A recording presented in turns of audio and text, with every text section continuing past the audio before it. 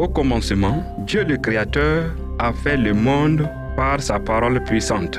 Dieu est souverain sur toute la création, les cieux et la terre. Il gouverne avec amour. Puissance est une autorité absolue et toute la création loue sa force puissante. Ayant été fait du monde son royaume, Dieu a nommé Adam pour régner sur la création. Adam était le co-régent de Dieu, le prince de la création. Pour gouverner la création de Dieu, la domination lui a été donnée, symbolisée par son droit de nommer les animaux. En tant que roi souverain, Dieu a donné à l'humanité le mandat de diriger son monde terrestre. À un moment donné, une multitude d'anges spirituels se sont rebellés contre la domination souveraine de Dieu.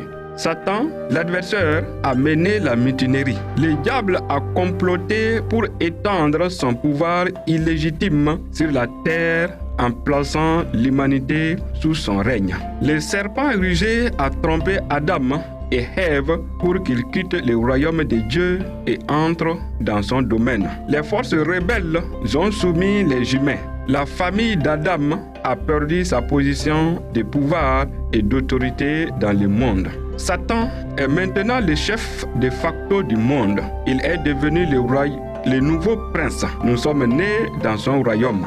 Les yeux des gens sont aveuglés et les cœurs sont capturés par Satan.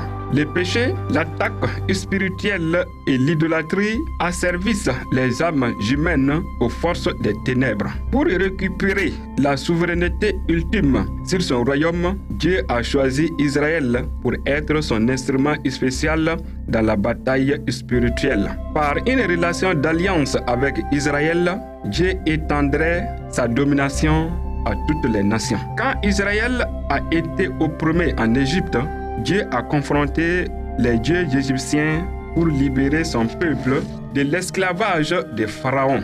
L'Exode a démontré la puissance de Dieu à tous les peuples. Dieu est un puissant guerrier dont le pouvoir céleste sur le mal se traduit par une conquête terrestre. Quand Israël s'appuyait sur Dieu, la victoire lui était accordée malgré son désavantage militaire. Mais trop souvent, les Israélites ont cherché le pouvoir au mauvais endroit. Israël a succombé à la tentation de l'idolâtrie, des faux dieux et des pratiques occultes. Au lieu de dépendre du Seigneur des armées, ils se sont alliés avec les dieux de Canaan et les rois de grandes nations pour s'assurer protection et bénédiction. Les prophètes ont proclamé et démontré la supériorité de Dieu sur les dieux cananéens, mais Israël est resté impuissant pour échapper à l'influence de Satan. Mais Dieu avait un plan pour briser les pouvoirs de Satan sur son peuple. La puissance libératrice de Dieu incarnée dans la personne de Jésus, c'est lui qui a inauguré le royaume tant entendu de Dieu.